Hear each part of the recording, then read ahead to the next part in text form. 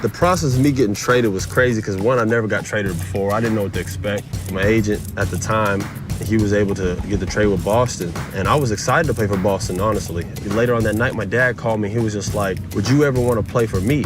And I was like, honestly, I was like, no.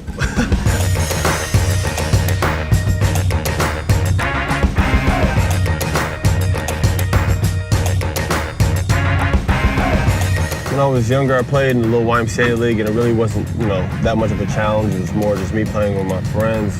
One day, my father came home, and he was just like, hey, there's this thing called AAU you should check out. And at the time, I didn't want to do it because none of my friends played in it.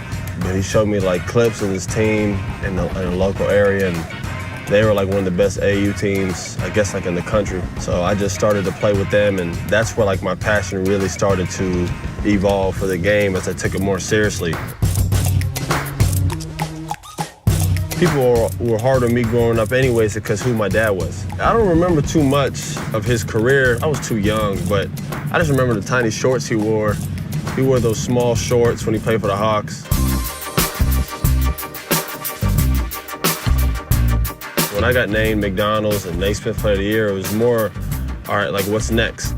I chose Duke just because I thought it was the biggest stage in college basketball. Everybody wants to beat Duke, and playing for someone like Coach K, who's really, arguably the best coach in basketball, I couldn't pass that up. Look at all the things that he's accomplished. He could easily settle and feel comfortable. He's always pushing to get better. I think Duke was the right stomping ground for me to prepare for the league, but to be honest, everybody adjusts differently. For me, I come into the league, I thought I was going to come in and do this, do that, win this and lead my team this way, and it didn't go that way. My rookie year was tough. I missed a lot of games. I was hurt. Even before the season, when I started playing, I still wasn't healthy. Mentally, I wasn't confident because then I wasn't playing well. New Orleans was a really tough, dark time for me because I never felt like I got to be myself. But I honestly think that the times I failed in New Orleans really have made me the player that I am now. I'm so much stronger, confident. Swag is my confidence is all back on a 100%. I now approach the game the way I did at Duke or when I was in high school. It just feels like I'm getting better and better and better. I'm on my way. I just got to keep working. The first practice in LA was awkward just because I can only imagine me playing somewhere and someone's coach's son comes in. You're going to be like, can we trust him? Can we talk around him? Is he going to tell his father things we say in the locker room, like a snitch, or is he going to be given minutes? It's crazy. They'll be in here like, man, Doc, Doc, he don't know what he's doing, man, right next to me. Because they know, no matter what, good or bad, I'm always trying to be honest. Guys will say stuff around me as if I'm not even related to him no more. They know that they can trust me.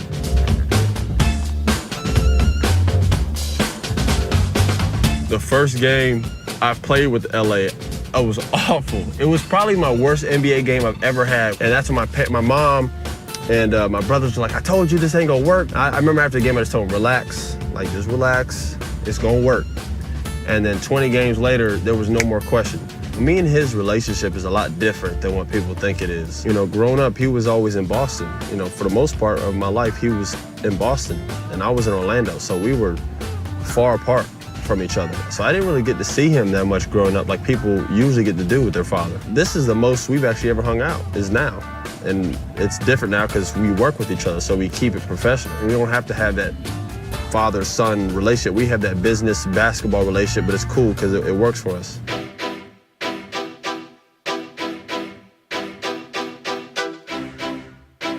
Mostly on teams, it's not cliques, but there's guys that tend to hang out with guys more than others, and I'm kind of like the middleman. I think over the year, me and CP have gotten a lot closer. I think Chris Paul has that LeBron syndrome. I think people get so used to his greatness that they forget what he does every night. It's obviously Stephen Curry, the way he's playing right now, Stephen Curry's got to be the MVP. But, people are like, oh, LeBron's not, LeBron's, whatever. I think people do the same thing with Chris. I still think Chris is the best point guard in the NBA. He does it on both ends every game. So that's why I think he's the best. And my mind will never change off that.